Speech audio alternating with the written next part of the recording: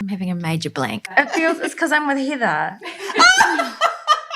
Not judging you. A lot more like pressure.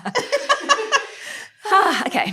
Hi, I'm Nicola, and this is Heather from HMC, and we are going to be talking about building trust. Heather, I trust you. Excellent. I trust you too. What would you tell us about building trust via communications? I guess like the first thing for me is a pretty logical one, actually. Like you can't really trust anybody you don't know.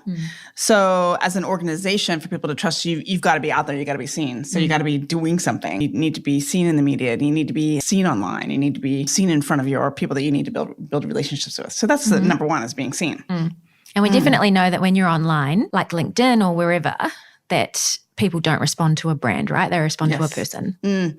Yeah, good point. Yeah, I guess another thing for me is for someone to trust you is not just to be talking all the time, but being a good listener. And, as an organization, you can be a good listening organization, but obviously that comes back to your top people too, being good listeners, understanding what your audience wants and then doing something with that. And then I would say if you are listening to your people and asking them for feedback and thoughts, that you actually do something with those feedback and thoughts rather than just taking them and doing nothing. Yeah, I think we've all seen, in the good old days of maybe counsel, way back years ago, they do their consultation, but you'd never see any result of what that consultation was. So yeah, that's no diss against counsels. No, we love counsels.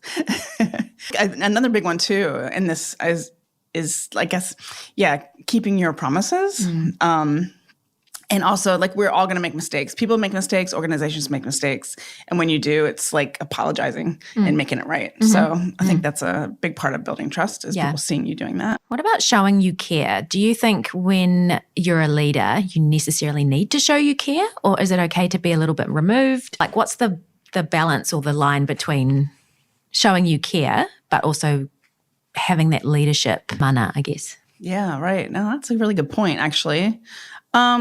Well, I think, again, I guess it goes back to being authentic to yourself, right? So you might not be this touchy-feely sort of leader and you think, oh, how can I show my people? Not everyone needs a hug at work. Yeah, that's right. It's showing your care in different ways. It's there are different ways to maybe treat your staff really well without, being that touchy-feely sort of person. So, but I think it is important to show people you care, your community that you care. It might be through a sponsorship that you do or something like that, but it is showing that you care. And I mean, another big one for us here at HMC, what we do is telling your stories. And I talked about earlier about being seen, but how do you do that? So you're telling the stories about what your organization is up to. And so I think that's a big part about building trust is just getting yourself out there and what you're up to. Yeah. And I think if you've got stories that demonstrate coming back from failure or adversity or a learning process that you've undergone, that's even more, that speaks to those transparency